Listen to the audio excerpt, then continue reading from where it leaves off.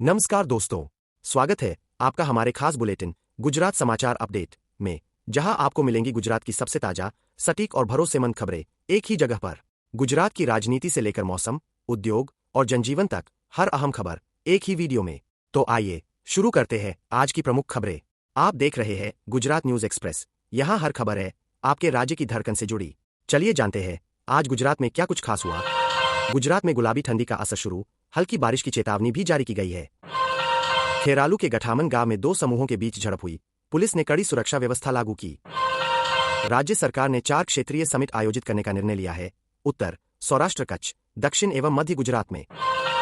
गुजरात में 114 से अधिक आईपीएस एसपीएस अफसरों का व्यापक तबादला किया गया। कानून व्यवस्था में सुधार का उद्देश्य दाहोद और द्वारका में नए हवाई अड्डों के निर्माण से गुजरात की एविएशन इंफ्रास्ट्रक्चर को बूस्ट मिलेगा। शानदार कार्य के लिए मंत्रियों का नए मंत्री आवास स्थान में स्थानांतरण शुरू हुआ, नए मंत्रियों ने गृहस्थली अवधि में कदम रखा। राज्य में दिवाली भाई दूज पर्व के निर्देश जारी, गृहस्थों को स्वदेशी वस्तुओं को बढ़ावा देने की अपील की। अहमदाबाद में पुराने पुलों की मरम्मत के लिए 21.55 करोड़ रुपए स्वीकृत किए गए हैं, 3 महत्वपूर्ण शहर ब्रिज के लिए। कोविड अगली अवधि में संभावित मौसम बदलाव के चलते दक्षिण गुजरात और सौराष्ट्र के कुछ हिस्सों में वर्षा की संभावना जताई गई है।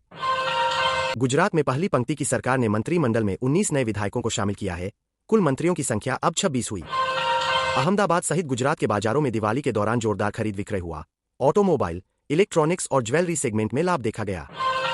भूपेंद्र पटेल के नेतृत्व में गुजरात मंत्रिमंडल का विस्तार हुआ, 19 नए चेहरों सहित कुल 26 मंत्री हुए शपथ ग्रहण।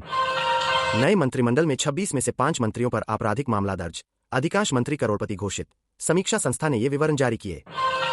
गुजरात ने जनवरी से सितंबर 2025 में 8.5 GW नवीकरणीय ऊर्जा क्षमताएं जोड़ी, देश में सर्वाधिक सौर और पवन ऊर्जा मिश्रण में अग्रणी बना।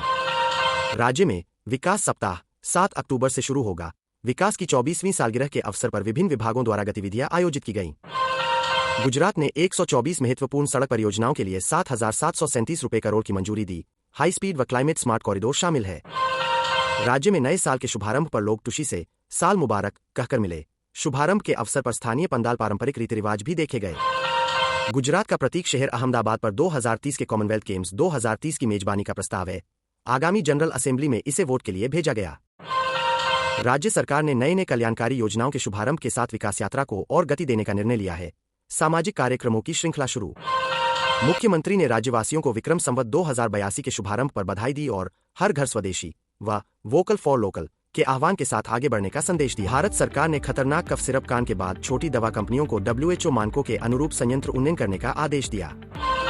अयोध्या में दीपोत्सव 2025 की तैयारी जोर शोर से चल रही है, 56 घाटों पर 28 लाख दीप जलाने का लक्ष्य रखा है। भारत मौसम विभाग ने अक्टूबर माह में सामान्य से अधिक वर्षा होने का अनुमान जताया है। मुंबई में 37 डिग्री सेल्सियस तापमान दर्ज हुआ, अक्टूबर में पिछले 7 वर्षों में दूसरी सबसे अधिक गर्मी। DP world India championship 2025 Delhi golf club में आयोजित हो रहा है, रोरी मैकिलरॉय जैसे खिलाड़ी भाग ले रहे हैं। सीबीएसई ने अक्टूबर 2025 से शिक्षकों के लिए 14 नए क्षमता निर्माण कार्यक्रम कैपेसिटी बिल्डिंग प्रोग्राम्स शुरू किए। एक दीवाने की दीवानियत नामक हिंदी रोमांटिक फिल्म 21 अक्टूबर 2025 को प्रदर्शित होगी। थामा नामक हॉरर कॉमेडी फिल्म की रिलीज 21 अक्टूबर 2025 को तय की गई है। लॉर्ड कर्जन की हवेली फिल्म ने हाल ही में विश्व पटल पर प्रीमियर किया है, यह एक ब्लैक कॉमेडी फिल्म है। जैसलमेर में हुई बस दुर्घटना में लगभग 20 लोग मारे गए, नेताओं ने शोक व्यक्त किया और जांच की मांग उठी। भारत ऑस्ट्रेलिया के बीच 3 मैचों की ओडीआई श्रृंखला 19 अक्टूबर से शुरू हो रही है। बिग बॉस 19 में तानिया मित्तल ने आरोप लगाया कि मालती चेहर अमाल मलिक की तरह व्यवहार कर रही है। धनतेरस 2025 की तिथि, पूजा मुहूर्त और उसकी ज्योतिषीय विशेषता पर विस्तार से जानकारी दी गई है। धनतेरस सिर्फ सोना चांदी खरीदने का दिन नहीं, 5 जीवन परिवर्तनकारी अनुष्ठान बताए गए हैं। भारत सरकार ने दिसंबर 2024 के अनुमानित समापन की समय सीमा को आगे नहीं बढ़ाया और दवा निर्माताओं पर दबाव बढ़ाया। अयोध्या दीपोत्सव के लिए सुरक्षा व भीड़ नियंत्रण के कड़े प्रबंधन उपाय किए गए हैं। मुंबई के तटीय क्षेत्रों में मछुआरों को समुद्र में निकलने से सावधान रहने की चेतावनी दी गई है। सीबीएसई ने शिक्षकों को बेहतर शिक्षण विधियों हेतु नए पाठ्यक्रम एवं प्रशिक्षण सामग्री जारी की। मीडिया में चर्चा है कि संक्रांति की वस्तुनम की हिंदी रीमेक में अक्षय कुमार नहीं होंगे। भारत सरकार ने चिकित्सा सुरक्षा को प्राथमिकता देते हुए श्रेयसन कंपनी की लाइसेंस रद्द की। दीपोत्सव कार्यक्रम की निगरानी और तैयारियां मुख्यमंत्री योगी आदित्यनाथ खुद कर रहे हैं। आईएमडी ने रायगढ़ जिले के लिए येलो अलर्ट जारी किया है। तूफानी हवाएं और वर्षा का खतरा।